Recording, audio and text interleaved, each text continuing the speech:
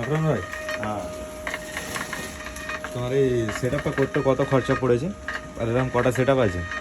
সেটআপটা করতে বেশি খরচা পড়েনি, কিন্তু এখানে আমি ফার্স্ট একটা ল্যাপটপ দিয়ে শুরু করেছিলাম।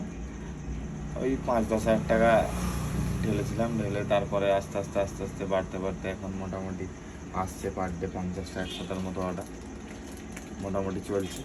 আর এখন ফ্লিপকার্টে নতুন শুরু করেছি, আগে মিশোতে চলতো, এখন ফ্লিপকার্টে 2, 5, 10টা এরকম অর্ডার আসছে। ব্রিজ হয়ে যাচ্ছে, সেই জন্য অর্ডারটা কম আসছে।